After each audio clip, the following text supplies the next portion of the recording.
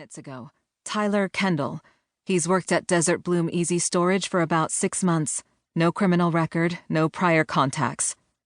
Where's Kendall now? According to the paramedics who showed up, he's still freaked. She tipped her head toward the main building. He's in the front office sucking on an oxygen mask. You think he's involved? She exchanged glances with Sam before answering her lieutenant. Marcy and Tony are interviewing him now, but he doesn't look good for it. She had designated 2 of her homicide squad members, Marcy Blaine and Tony Sanchez, to take Kendall through the start of his day. Before Diaz arrived, Marcy had texted a brief but colorful description of Kendall's borderline hysterical reaction to the grisly discovery. When her lieutenant raised an eyebrow, she added, "According to Marcy, Kendall got an anonymous call complaining of an odor coming from one of the units, went to investigate, crapped his chonies, and called 911. The ambulance crew had to break out the smelling salts," Sam said.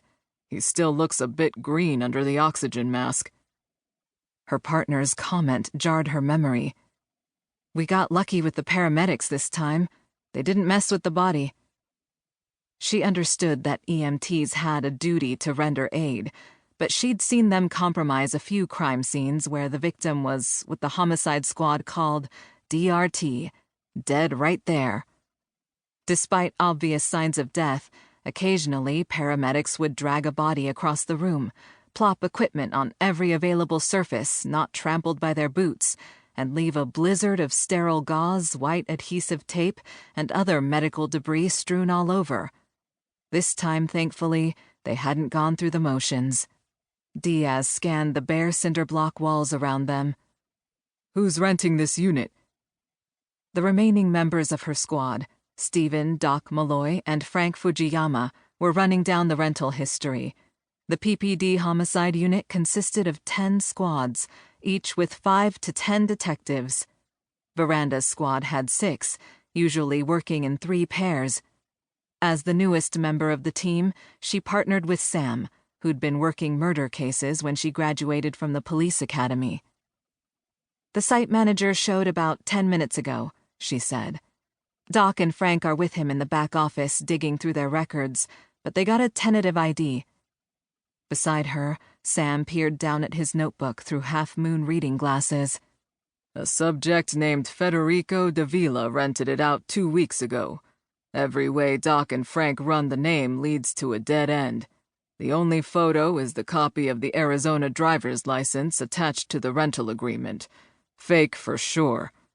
He stashed the pad in his back pocket. "They're reviewing video surveillance of the lot now." Veranda signaled one of the crime scene techs, opening a reinforced plastic carrying case. "You guys ready to move him?" He glanced at her through clear plastic goggles. "I'll cut the zip ties."